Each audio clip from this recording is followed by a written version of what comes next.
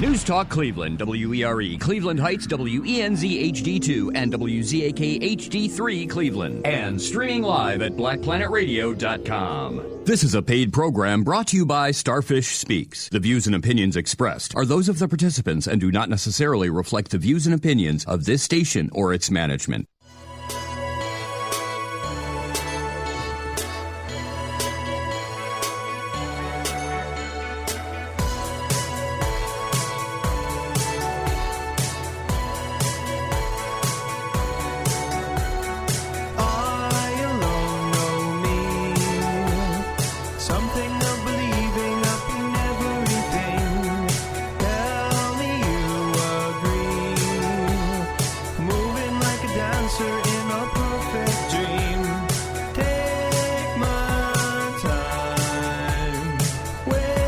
Good afternoon. Welcome to Starfish Speaks on WERE 1490. We're so pleased to be here with you today to bring you current events about resources in our community, hot topics in education, and ideas to make parenting your special needs child and young adult enriching and hopefully fun. We hope you'll join us in our discussion today by calling 216-578-1490. I'm so pleased to announce that today's show is brought to you by Curated IT Solutions, the IT company with a soul who can solve your technology problems and teach you to avoid them. Contact them at help, H-E-L-P, at curatedit, curatedit.com. So, I'm Donna Gilcher, your host for the hour, and I have Willem Eccles, my son, as a co-host today. Welcome, Willem. Hello. Great to be here. Glad to have him. And I'm so pleased to have in studio today three people I've known for a long time. Wendy Duke, co-founder of the Center for Applied Drama and Autism. She wrote, directed, and acted in her first play in the 5th grade, and she has not stopped producing theater since. She is a mask maker and performer, and attended the Leonard Pitt School for Mask and Mime in Berkeley, California. She has a passion for bringing theater to those who could benefit from the training, from the very young to the senior citizens, special needs populations, and people on the autism spectrum. Her dog Hamlet is a trained therapy dog who has a special talent for working with students with autism and is very sweet.Secondly, I have Laura Valendaz. I get it messed up all the time. Right. Co-founder of the Center for Applied Drama and Autism. She's currently an intervention specialist at Miller South School for Visual and Performing Arts in Akron, Ohio. Laura has worked as a professional actor, director, and artist in residence in schools throughout Ohio.Laura is passionate about developing programming and producing productions that empower individuals on the autism spectrum and their families, as well as developing awareness within the communities. Welcome, Wendy and Laura. Thank you. Thanks. And we're so pleased you brought a young man that I have known for many years, as well as a former drama student of CADA. I'm going to get it right. 17-year-old Junior John Lynch. And he flew in from Washington, D.C. just to be on the show today. So we're glad to have you. Hi, nice to be here. Great. So we're so glad that we've been able to get you hooked up and on with us. And we're going to start with an easy question. What is applied theater and how does it work? Okay. Those Applied of you that theater can't see, they're pointing at each other. Yes. Applied theater is using theater as an application to enhance an individual or a community's world. Shakespeare speaks of the great globe and then the little globe of the theater. Theater is the microcosm of the world. It's at large. So we can look at issues, we can look at experiences and relationships in the greater world and take them into the theater and examine them all together under the hot lights.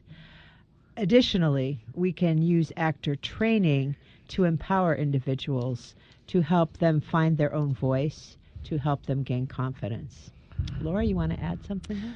I think you covered it pretty well. I think applied theater is not necessarily looking at a final product, but it is about the journey and about the exploration of the experience of theater. Wow. Well, you know what? I was really interested and intrigued when I discovered, as I did some research, that Augusto Boal was a student of Paulo Freire, which as a special ed teacher, honest to God, I felt like my introduction to education classes, every single one of them highlighted him as this educational theorist that we had to study, and that he was a student.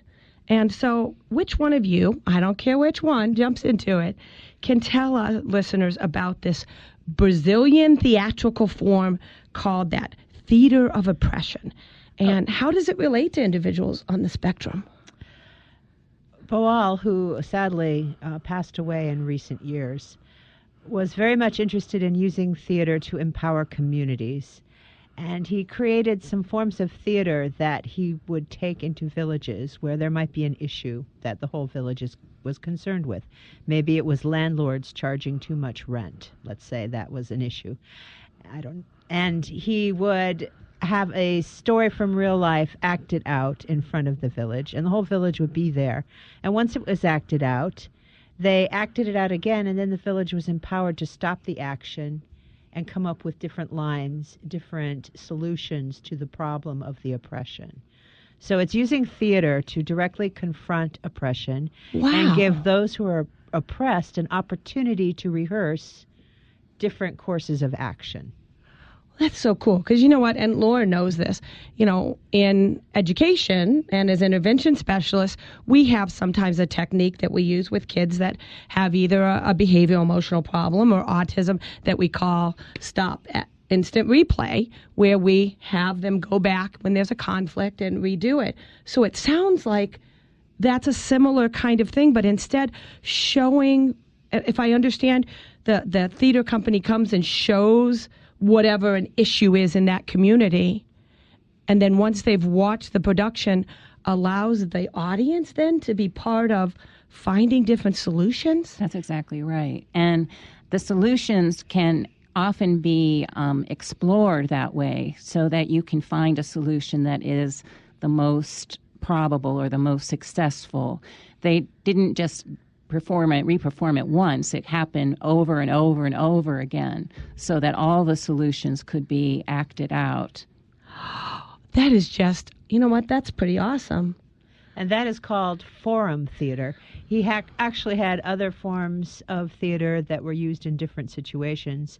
And now theater of oppression is a thing all over the world. One of my former students went to a 10-day theater of oppression conference in India. Wow. And he met groups that were in countries that would not really approve of this thing, but they were doing it anyway. It was kind of underground to empower the people who were oppressed.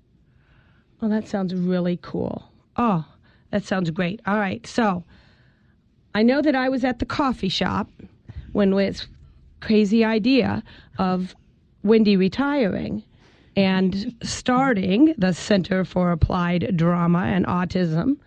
But that cup of coffee, I can tell you, in the, 20 minutes we were there, in no way envisioned what you guys have become. So I need to know what happened behind the scenes. How did you guys come about? Well, we started as we met at the school in Miller South for the Performing and Visual Arts. And we got together and realized that we had a student in common with autism. And Wendy wanted to learn more about autism, and I wanted to learn more about theater and how that worked or benefited somebody with autism, because I come from a theater background. And in researching and developing curriculum that met the students' needs, we discovered that there were some people around the planet working on it, not very many, But there are some people who have been doing this longer than we have, and we would like to mention Chicago Children's Theater. I took a workshop from them, about 10 years ago at the Educational Theater Association Conference in Chicago. They have been developing curriculum for severely impacted autistic youth. They had 2 theater actors working with a special needs classroom and an intervention specialist, doing theater once a week, every week of the year. And they charted the progress and they noted the advancements that came from doing this. They taught us that repetition and consistency is a part of the whole plan of doing theater for people with special needs. Wow. We must mention the Miracle Project in California that was created by Elaine Hall to help her son with autism. She adopted a young baby from Russia, and once the child was in the U.S., it started to develop symptoms of what turned out to be autism. And she was a theater person. She just didn't know what to do with this child. She had some friends come over to her house, and they started playing, they were actors, started playing theater games with the child, and he instantly was attracted to it. And she then developed a whole program called the Miracle Project. There is a movie about her work called Autism the Musical, which I highly recommend to anyone who is interested in theater and autism. I've actually seen that because that movie actually came, and the JCC actually did an airing of it.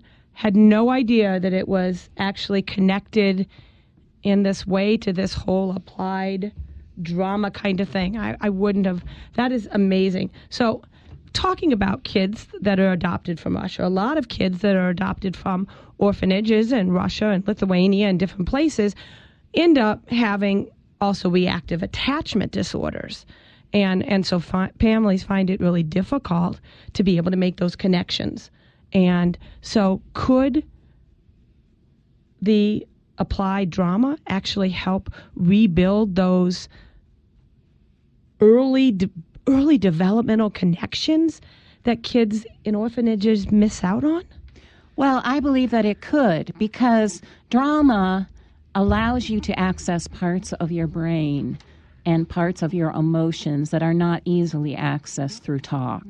And so it can develop experiences that are not necessarily something that, I'm trying to find my words here, that it can develop attachments and emotions that are like a muscle, that they aren't stretched, that they aren't practiced, that they aren't accessed. And drama experiences can help you stretch those muscles and allow the experiences to happen that normally necessarily might not. We should mention the work of Lee Chasen right about now and his work with neurotransmitters in people with autism. Wow. All right. Our phones are lighting up, and I hope others are going to join in and call 216-578-1490. Welcome. Susan, do you have a question for us? I do. Can this type of therapy benefit people enduring cancer treatment? And if so, what might that look like? And this, I'm thinking about particularly pediatric treatment, but I'm interested in both. Yes, Thank you. We have a friend in Akron who is doing theater exercises and classes for children at Children's Hospital in the cancer wards. Wow. Yeah. Sarah Bailey is her name. Wow. You know what? And there's a whole book, Bernie Siegel, I think, wrote it, a Dr. Siegel, who talked about watching comedy, and he laughed himself well, in a way, but, was able to help, and that positive attitude and stuff like that. Imagine that. And so, are you guys open when you have classes, because I know you guys hold classes, are you open to anybody coming or just kids on the spectrum? We're open to anybody coming, actually, because we see us as developing a community, and the community is made up of all kinds of people, all kinds of experiences in life and experiences in disabilities, and we're open to anyone who wants to come and explore. And part of what we do is we play, and through the play we heal, and through the healing there is joy, and it is just wonderful to watch people experience the joy of just allowing themselves to be free and experience the theater through that. Wow. Theater is a connecting art form. It's basically not something you do by yourself. Even if you're doing a monologue, you have people supporting you. You have a director, you have a lighting technician, a sound technician, right? So it is all, in its essence, a collaborative art form. And when you work together to build something bigger than you are, you gain strength and more confidence. And another thing besides the joy that is great to see happening is the confidence in these young people. They now have friends. They connect outside of the studio. They invite each other to go on outings. And as you know, with the autism community, that can be very challenging to find friends that you're comfortable with. Absolutely. John, I'm going to put you on the spot. I hope you don't mind. Oh, I don't mind. So, could you share your experience with CADA? Yes. I'm a former drama student of Wendy's. It's called it. And also a former student of Laura's. She was my intervention specialist back at Miller South, and she was, of course, my drama teacher.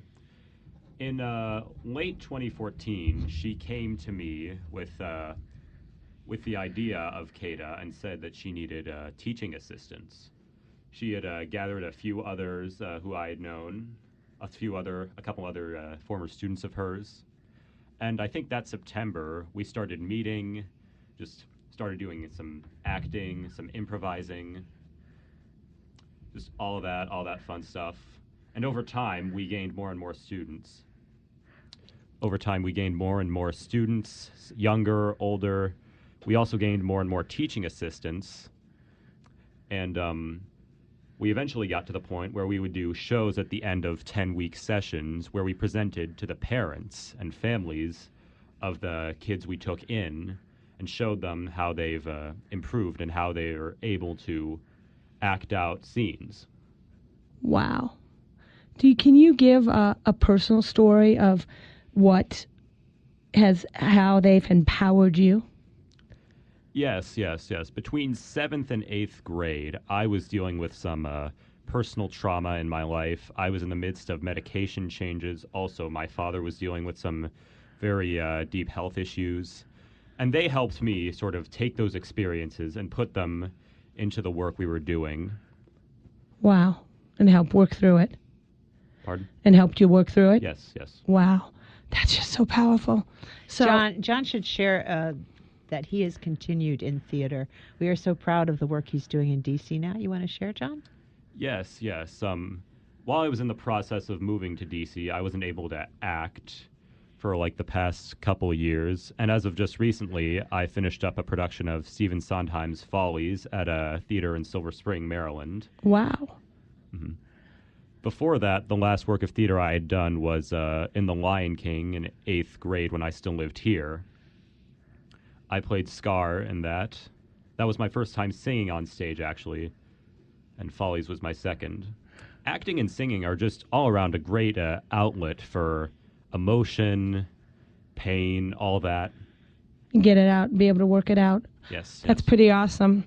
All right, so I know that as a parent, when you guys were beginning to develop this, and you were looking at young adults and how could we help with transition and that kind of stuff, I know I was struggling with my son on helping to build some interviewing skills and that transition skills to, the post-secondary. And he had done job training, but we had to get him able to do simple things. And it was so difficult to be able to have him communicate. I was worried about how could he do a first interview. So I know he participated in the first class. And I got to tell you guys, he was able to leave and nail a job interview. And the effects that he learned with you guys, you know, it's been, 5 years, I think, and he still shows them. And so, Willem, I'm putting you on the spot. Okay. Can you talk about your experiences with CADA? Yeah. When I first started, I was really nervous and actually was really not sure what to do with myself. I honestly came out realizing that I thought too much. I was overthinking it. There was way too many scenarios, too many things in my head that I was, worried about of how, this person, that person was going to respond to this or that of what I said. So I didn't really say either much of anything that was all that concise initially, or I would not say anything at all, and spend so much time thinking about what I'd say and wouldn't get very far. And so through that improvisation and become more comfortable with that, I would say that it helped with the interviewing skills simply by allowing me to become more comfortable with sort of thinking up on the fly. Absolutely. One of our biggest coaching is just say it, don't think it. Just go with it. Say it, don't think it. Yeah. Because when you start to think, as Willem so beautifully put it, suddenly there are all of these options. You should just go with your body and your brain working together, and usually the first thing that comes out is the thing you should be saying. Okay, so when we first started, you said something about actor training skills, and you teach actor training. Is that one of those actor trainings? Yes, absolutely. Breathing. Breathing is huge. Learning to breathe correctly, to keep yourself upright, to take in the oxygen that goes to your brain. That's your fuel. That's your creative fuel, that oxygen. And a lot of times we Americans are all hunched over and we are compressing our lungs instead of being open and breathing properly. Wow, and then thinking on the fly. Yeah. In my case, I'd say, though, the another part I had to learn was actually stopping talking to think and breathe about that. I mean, honestly, I didn't really think much about my breathing or any of that. I just let, a lot of times, if I got really nervous, words just flow out, and it would end up not being anything useful, let alone anything helpful. And at that point, I just needed to really breathe so that I could calm down and just say what I really needed to say. And I think really for me, the culmination piece that was most helpful was when we actually did a improv sort of thing. It was a murder mystery. Yes. I must say, fundraiser. It was fantastic. Fantastic experience. I honestly went into that completely freaked out and scared by it, but the part that connected for me even further with it was not just the don't think so much about it, but also basically feeling what it was I was going to actually say rather than really thinking about it too much. And that part I really got and connected with during that actually applied aspect of it, where we were talking with more than just the other members of the group, and we were having people ask us questions about our characters in this murder mystery, and it was a very great experience. Wow, are you guys still doing those dinner theater murder mystery kind of? Yes. Well, actually, we are working on a new one, yes. It'll be end of April. Wow. Yeah. Because that was a great experience. One of you tell us, so those of people that weren't at the murder mystery didn't understand. What I know is it was done at this dogs competition. It was an agility trial. Agility trials. Yes. I didn't even know the dogs went and played all these games there. It was wild. In between setups, they like to have little events to keep the members happy. It's a club, an agility club. Medina Swarm. I'll give them their props. They hired us to come up with a murder mystery based on an actual agility trial. So we stuffed some legs and stuck them in a chute that dogs run through. And that was how the murder mystery started, with finding the body. Wow. I will actually put it out there that by the end of it, it was revealed that my character I played was the actual murderer, but we had I don't think there was like 2 or 3 people that actually had guessed that. Yeah, and out of everybody there, only 2 people guessed it was me, which I was pretty shocked by, but He didn't even know he was a kid. It's all about creating red herrings, All right? right. Yeah. So we need to take a break. We'll be back in a minute. You're listening to Starfish Speaks on WERE 1490. Feel free to call in, join the conversation, ask a question. 216-578-1490. Jeff Brown and Coats for Kids are having a coat drive. They're looking for new or gently used coats for kids, women, and men. If you're interested in donating, please visit newstalkcleveland.com for more information.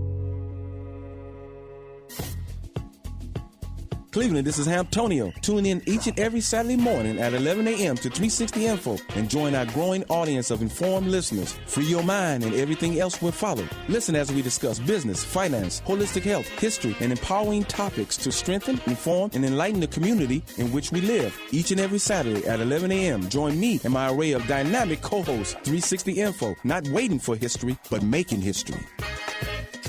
Hi, this is Reverend Al Sharpton, host of Keeping It Real with Al Sharpton. What you'll get on my show is real, plain, and simple. You get the truth. You get the facts. I'm here. I'll always be here, and I'll always keep it real. We keep it real. We keep it real. We keep it real. Keeping It Real with the Reverend Al Sharpton. Weekdays 1 till 4 p.m. on the People's Station, News Talk 1490 WERE. And streaming live on the new BlackPlanetRadio.com.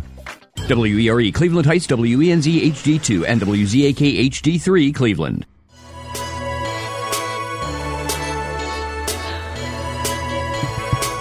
Welcome back to Starfish Speaks. We're talking with Wendy Duke and Laura Valendaz of the Center for Applied Drama and Autism. And we've just been talking about what they do and all of that stuff. And I want to continue on with that. You have something called the Theater on the Spectrum. Who's going to tell me what it is? I'll go. Theater on the Spectrum was our first concept of doing performance as well as classes that were more applied theater based. We wanted to give the opportunity to create theater that maybe addressed issues that we were interested in. And we had so many young people with autism who turned out to be fantastic actors. We wanted to do something. And our first event was the Murder Mysteries. And after that, the Knight Foundation in Akron announced that there was going to be a big competition for Arts Challenge grants. And we applied the very first year to do a production of Glass Menagerie as if the character Laura was on the autism spectrum. And we applied, didn't think anything of it, didn't think we'd win. We won. And there we were with money from the Knight Foundation. We had to do another murder mystery to raise the matching funds, which we did. And we produced it in downtown Akron in the Evans Building in our space there that we had for over a year. And it turned out to be a wonderful experience for all involved. We did the actual Glass Menagerie script, and around it we did surround scenes that addressed the history of autism. Because the play was written in a time when the word autism did not exist. Yet the character, we felt very sure, and Laura can explain a little more about that. Yes, I mean, I felt very sure that the character of Laura, which is actually based on Tennessee Williams' sister, was autistic. She has a glass menagerie of tiny little animals that she's obsessed with and shines them and polishes them. She has problems with social interaction. She attempts to go to secretarial school but becomes so violently ill that she cannot continue to do that. And through the play, the mother character is worried as to what is going to become of her. And in that time, the only thing was to marry her off to somebody. So they have a plan that they're going to have a gentleman caller come, and all is well. And unfortunately, it does not work out that well for Laura. Actually, Tennessee Williams' sister actually had a lobotomy, and Tennessee Williams always felt devastated about what happened to his sister. You know, I actually attended that, and I've seen the play before. Never in my life did I even connect the possibility of autism with that. And it gave us it really brought about the play in new eyes, new lenses. And I know I brought a bunch of young adults down, and they talked a lot about it on the way home. But yeah, I loved how you guys went around and had these little rooms where there was a scene, and then the students were talking about the autism. So it was almost educating people about the disorder and what it is. It was almost. I would say it definitely did. Yeah. Thanks. Well, and it brought about that greater awareness. I think one of the things that is so important is awareness. It's still to be able to something have we acceptance. need to work on. People have so many misconceptions about autism and the effect it has on individuals. So doing that cemented the concept of theater on the spectrum as our performance wing. Our next production was, we ran into a young man at the Temple Grandin Lecture at Akron Civic Theater who is a playwright. He has autism, and he's from Pittsburgh. And he sent us his play that he'd just written, and it was about bullying. And we loved it, and we had a public reading of his play. That was the first thing we did. Wow. The audience response was really good. So we said, okay, we'll do a workshop production of your play if you're willing. And he was very excited. A workshop production means that the actors memorize the script, they work on the characters, but we don't necessarily have a lot of money to buy a set and put up a set or anything. So we just did a bare bones production of the play. And we did that this past September. People really got into it. Our playwright came from Pittsburgh, and he was there taking questions at the end of the play. So it was a beautiful event that addressed bullying, which also affects special needs populations, gave a playwright on the spectrum an opportunity to have his production given to the public, and it gave our young people a wonderful script to act in. So it was a huge winner in terms of being an event for theater on the spectrum. Would you say that a lot of the individuals who even participated in that play maybe had that actual script like hit home a bit for them? Oh, it did. Absolutely. It really did.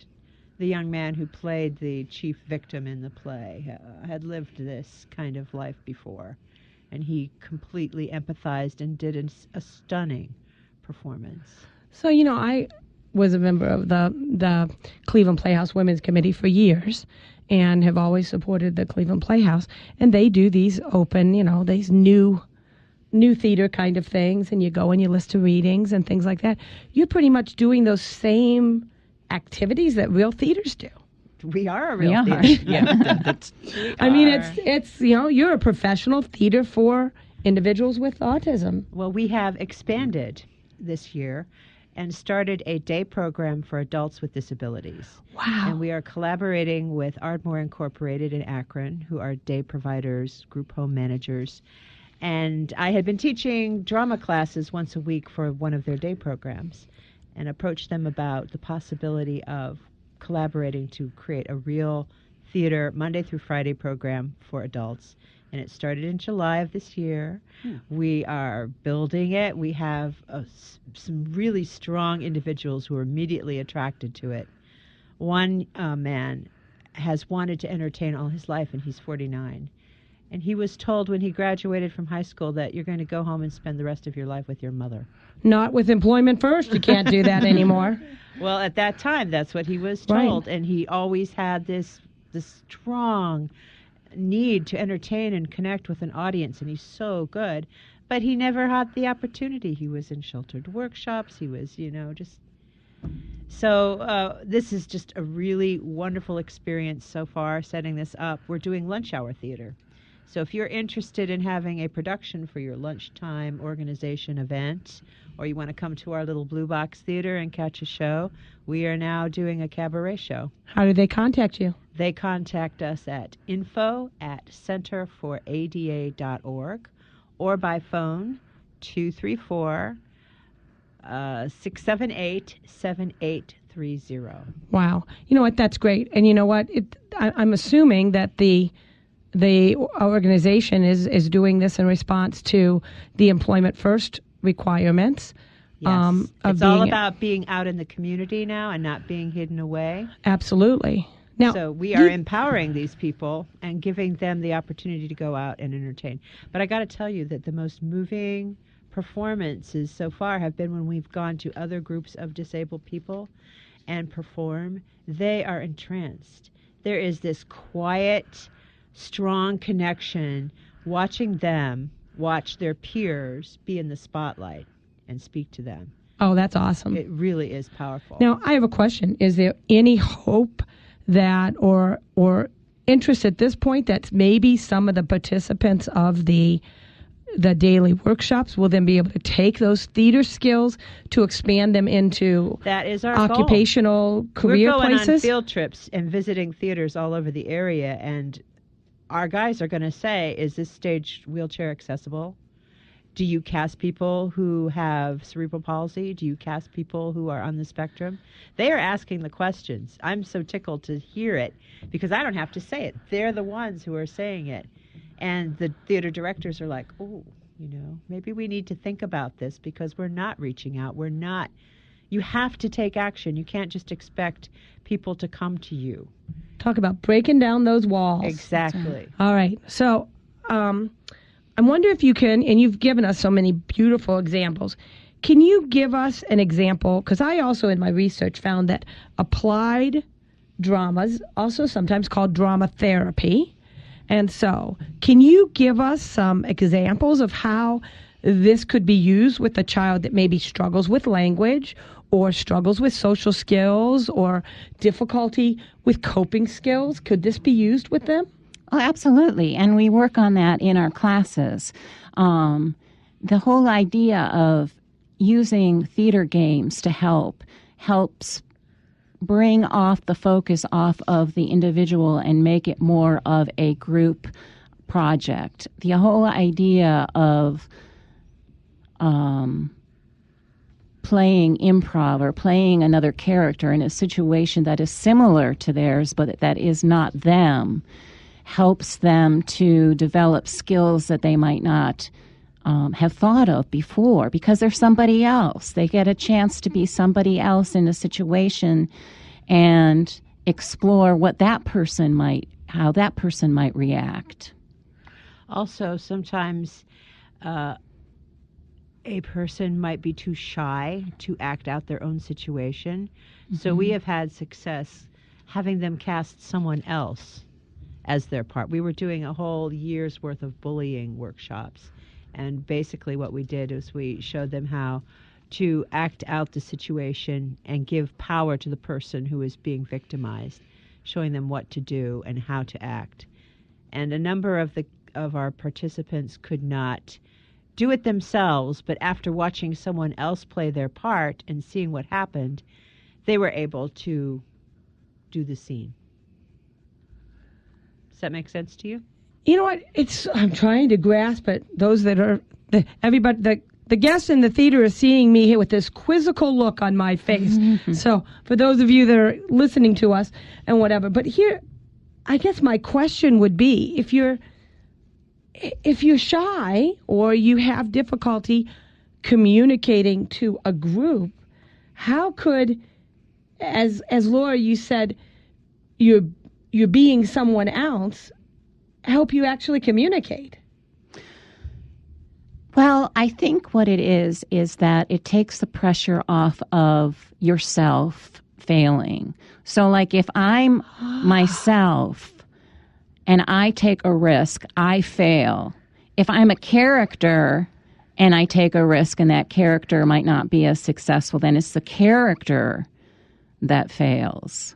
Or the character is successful, then the character is successful, and then maybe I can apply that to myself. I myself was saying on the break that I have a hard time being myself in front of people. I can play a character and be that character on stage and have no problems whatsoever. But myself, it's harder for me because I do struggle with being shy or being insecure. But being somebody else allows me to express myself in ways that I normally have challenges doing.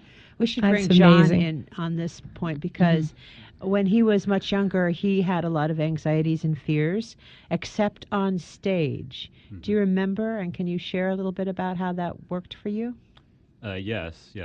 When I was about in 5th grade, I was dealing with undiagnosed anxiety at the time, and that could cause me to lash out or have moments in classes, in academic classes. But theater is where I really actually felt the most relaxed.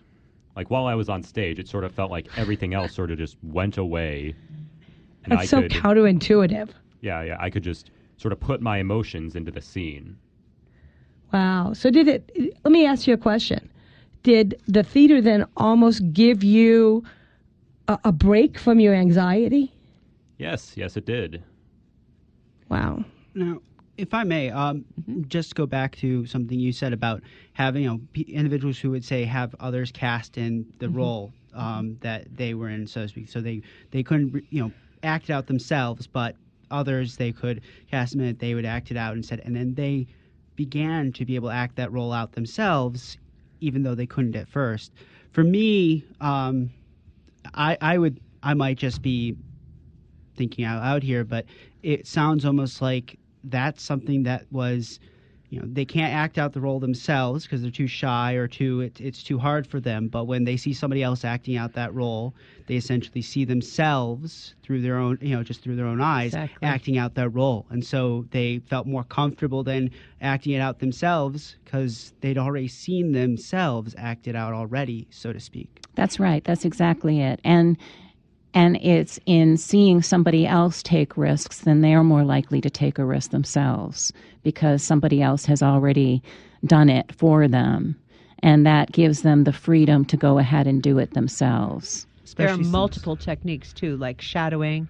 If they need support, one of the teachers or guides can be behind them and whisper in their ear and give them some extra coaching that helps them through the scene. Wow. You know what? I got to tell you, I'm like sitting here going, wow, I have all these notes. All right. So the other thing in my research, I'm the research junkie. Can I interrupt for you just for a moment? Sure. Go for it. Actually, this has been something sitting with me. I think it's also something you should probably talk about and then maybe come back to even at the end. But so if there are people, I participated in your program previously, but if there are people out there who are listening to this and saying, oh, wow, that seems so interesting, so cool. Maybe they have some bit of acting background in the past or they've done something, in the past, or they want to just find a way to help you guys out. Do you guys have, opening for people to volunteer in any ways? Or what do you guys have in terms of, say, just getting some other community support of any kind? Do you guys have any interest in that or need? Oh, we are always looking for help. This next murder mystery is going to be a fundraiser, so we will be going around to our friends in Akron asking for donations for raffle baskets. We will be needing help with setting it up and getting it off the ground.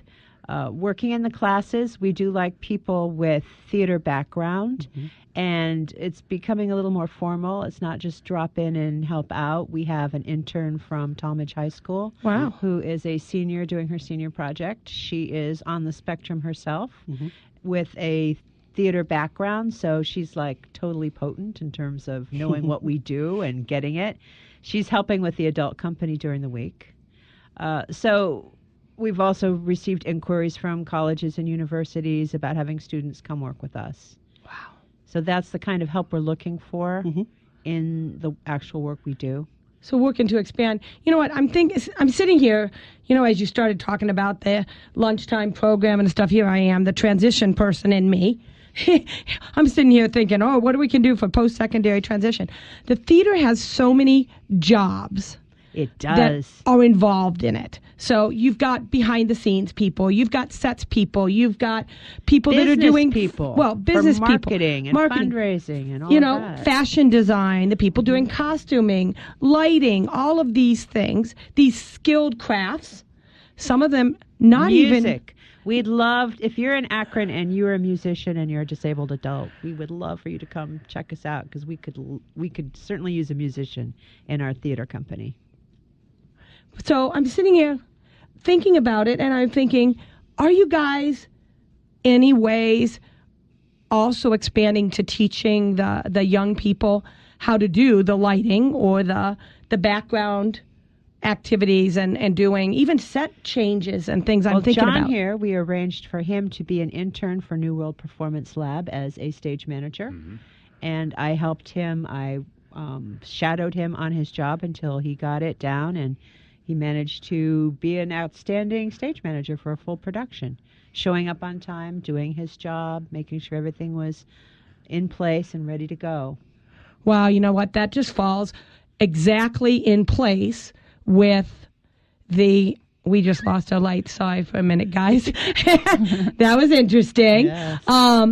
With employment first. I mean, everything in the state is employment first, and opportunities for Ohioans with disabilities is always pushing employment first. We know that IDEA requires us to do transition starting at 14. This is a perfect sort of microcosm to be able to practice some of those skills to take to the larger theaters, and the fact that John's already paved that way is amazing. We're heading to break. Give us a call, 216-578-1490. Something of believing up in everything. Tell me you. If you owe the IRS back taxes, the IRS just hired 4 giant private collection agencies to track down folks who owe the IRS. So if you think dodging them was stressful in the past, it's going to get a whole lot tougher. Optima Tax Relief has this advice. Don't wait. Solve your tax problems now, before it's too late. Optima works to stop the demand letters, stop the aggressive collection actions, and stop the IRS collection agencies from targeting you. Ask Optima about the Fresh Start Initiative, one of the biggest breaks the IRS has ever offered. If you qualify, you could save thousands, and nobody knows this program better than they do. Optima is A-rated with the Better Business Bureau, and they get results, having resolved over $500 million in tax debt for their clients. Get a fresh start. Call today for your free consultation. Call 800-279-6822. 800-279-6822. 800-279-6822. Optima Tax Relief. Some restrictions apply. For complete details, please visit OptimaTaxRelief.com. Did you miss the Tom Joyner Morning Show? It's Earthquake. What up, Quake? Let me start it real quick on you. I hear you retiring. Right. Got everybody around here looking, it's going to be a job open up. I said, you better forget it. Tom going. His headphones are retired before he retired. You got to pull that mic out his dead hand. At the wake, he's still going to be broadcasting. Right. The Tom Joyner Morning Show, weekdays 6 to 9 a.m. on News Talk Cleveland, WERE, and streaming live at blackplanetradio.com.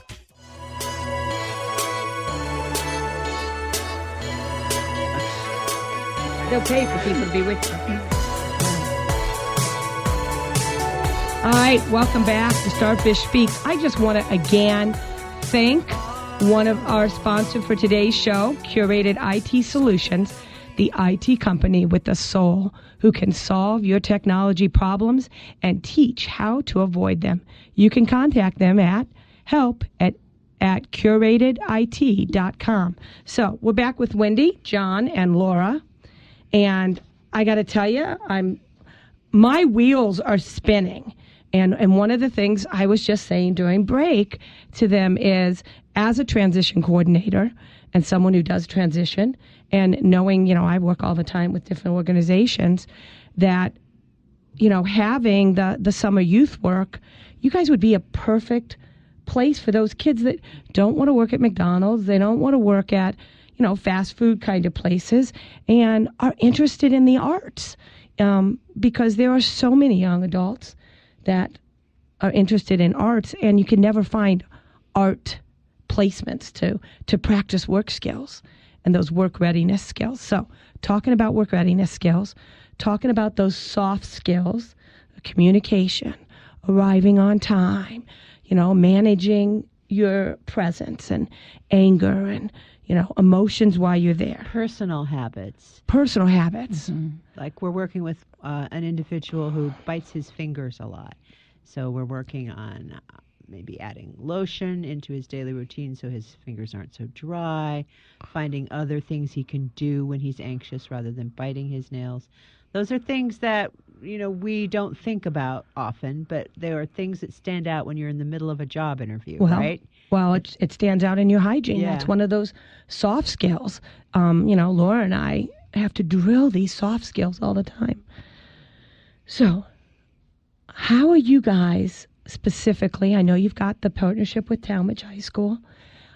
Is there a way that high schools in the area who would like to put some place or place some children with you for some of that post-secondary transition, work readiness kind of skills, could reach out and contact you? We have a transitions class for young adults on Saturday afternoons. Awesome. It's ages 14 to whenever.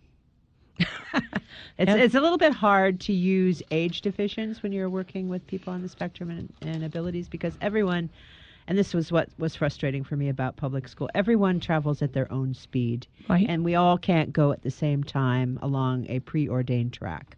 We have different routes and different speeds, and sometimes we gain something really fast, and sometimes it takes a long time. So we are just completely patient with our students' progress, and we try to help them where they are.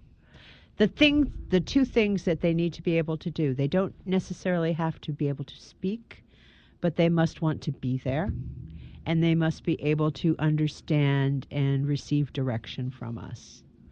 So we have a couple of individuals who don't have much speech, but we have been working ways to include them in our scenes. They love the physical games, they love the sound games, and in improvisations, we might have them cast as our sidekick. Yeah. Yes, a sidekick with a hero, or maybe they're the hero and someone with speech is the sidekick. Right. So that they can be in the scene and somebody can give them a voice and help them through the scene. So in your transitions class, because that's really interesting to me, what other soft skills, those work readiness skills, are you trying to work with? All right, well, I'm writing an article. It's called How to Use Forbes Online Listicles in Acting Training. And there'll be 10 ways, right? Because those Forbes listicles have become great fodder for me. They're like 10 ways to deal with people you don't like. Right. Okay? And not every single one in the list is going to be applicable, but they put them in very ordinary business situations, which can become improvs. You're at the work table and the guy you can't stand sits down next to you and does the things that just set you on edge. How do you respond? Do you have a fit? Do you scream at them? Or do you just take a breath and continue eating? There are many different options you can explore in improv.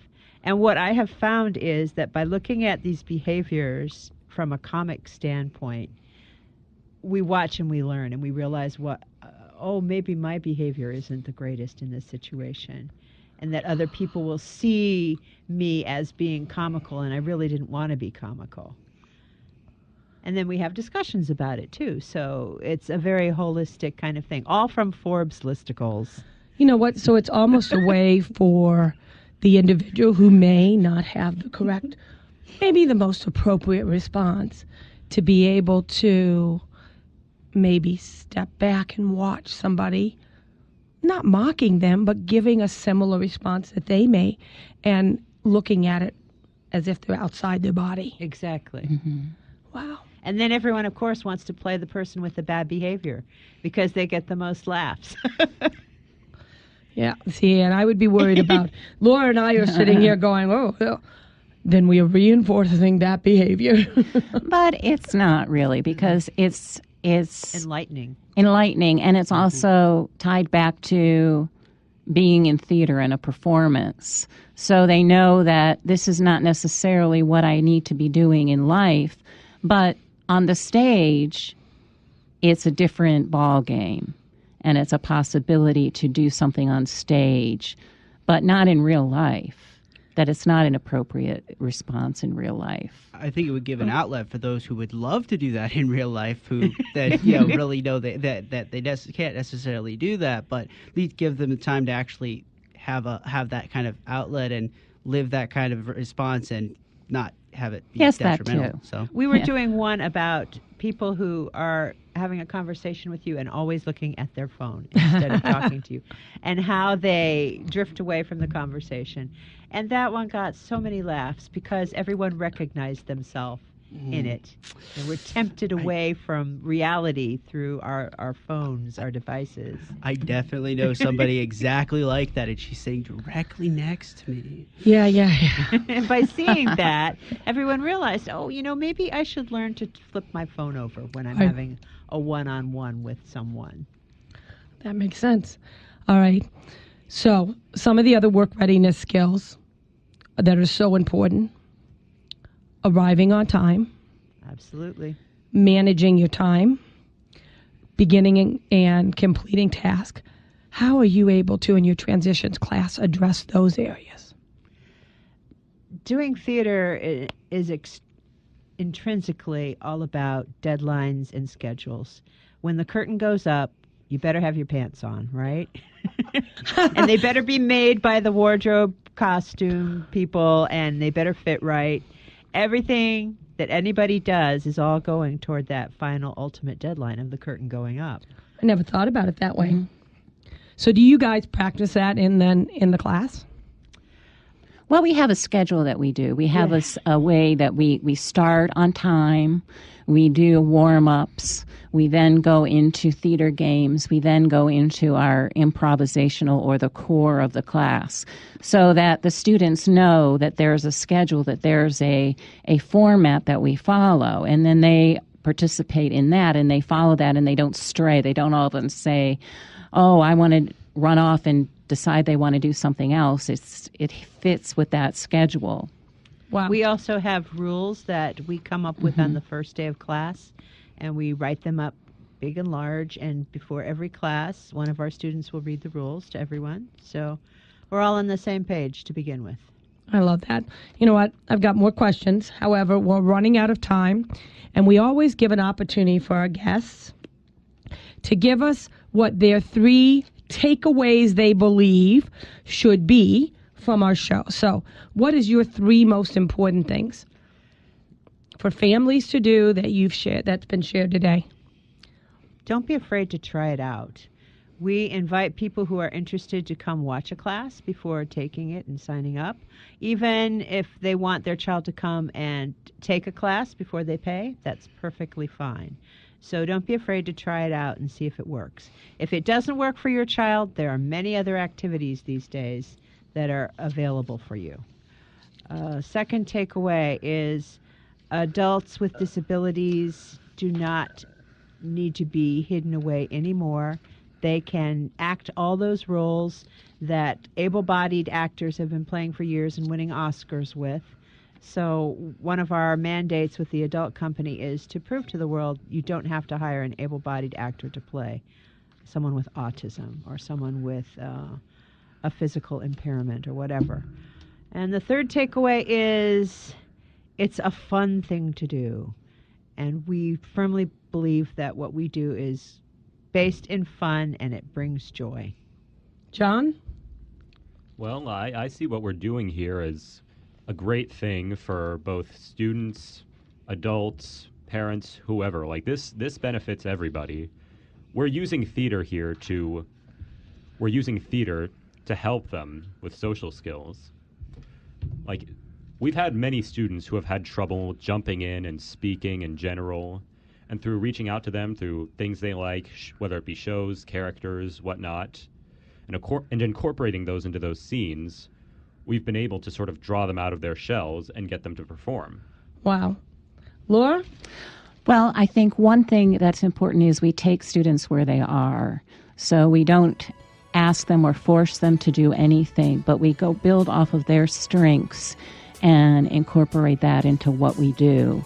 I also think that the amount of fun they have is not to be overlooked, that it's not just working on social skills, it's not just working on life skills or soft skills, but it's fun, and that they experience joy throughout doing this, that we have a good time. And we also build a community that the kids end up becoming very close and becoming friends, and that's an important thing to have is a friend. And they quickly, build that. can one of us give you a telephone number of how families can reach you? We're being hooked off the All air. right. It's 234-678-7830. Leave a message if we're not there. I hope you'll come back. Okay. Thanks for Love being to with come us. back. Thank you. Thank you. Tell me you agree. The proceeding was a paid program brought to you by Starfish Speaks. The views and opinions expressed are those of the participants and do not necessarily reflect the views and opinions of this station or its management. Hello, this is Donna Gilcher of Starfish Speaks. Join us every Sunday, 1 to 2 on WERE 1490 to discuss hot topics in education. We will talk about resources in the community that address the needs of children with disabilities and enhance the lives of parents and much more. So join us every Sunday, 1 to 2 on WERE 1490 for Starfish Speaks. If you have a question, we have answers.